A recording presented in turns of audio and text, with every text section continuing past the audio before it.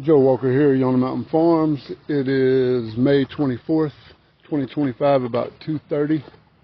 I am with the Broilers and have just completed what will pretty much be their final move. So we will be loading these guys up Monday night and we'll have them at the processor by 6 Tuesday morning. So I just want to shoot a quick video, mainly to just document the amount of space they've covered, and I actually plan on getting some good measurements using Google Earth and the GPS points, so I can have some exact numbers. I just think it's cool to know how much ground the birds actually cover. But you know, we can see this is. They basically started right there at the brooder, and we'll just walk over here because it's actually pretty amazing. But yeah, this final paddock is just tons of forage, just real dense.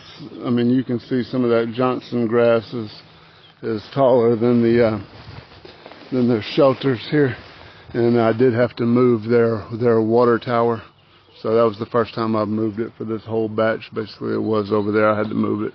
Today, I mean, I could have added another hose, but check this out. This is right here.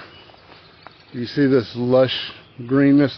This was actually this batch of broilers' first paddock.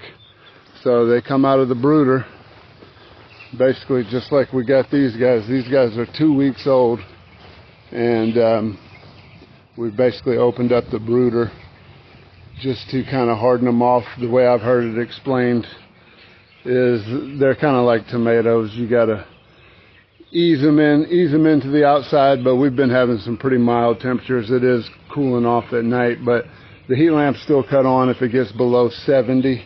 But these guys are about 2 weeks and a couple days. So these guys go Tuesday morning, and then these guys will be coming completely out, and they'll essentially just pick up where we left off with this batch. So the idea is to cover this whole 6 acres, this upper pasture with meat birds this year. But yeah, let me get back to this because this is amazing. I mean, just look. This is at this forage here. So this would have been 5 weeks ago is when the birds hit this, and you can see there's still a few spots of really heavy disturbance, like right here. You know, that's a lot of manure, but I mean, as far as just the overall what they've done, and so then the birds went this way. And so this has a little bit less recovery, but you can see these hot spots for sure of, you know, where the shelters sat, where the manure load sat. But I had they essentially, you know, they're still buttercups, but they have basically erased a good amount of the buttercups, which I thought was interesting. But a lot of Johnson grass. I mean, this is all knee height on me at least. So just this one pass with the meat birds has really done a number. So yeah, this next batch, they'll be coming out, and it worked out perfectly because they just ended up right back here where we need them. So we'll actually pull feed Monday afternoon, so that they'll be off feed for a good 18 hours before they get processed.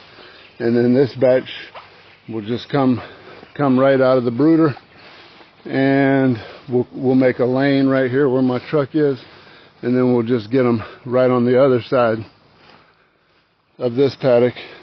I mean, you can see a massive difference right there if you in the pasture here that the birds have already covered. I don't know if it's showing up that well on camera or not, but versus what they haven't. So love the impact of the pasture poultry.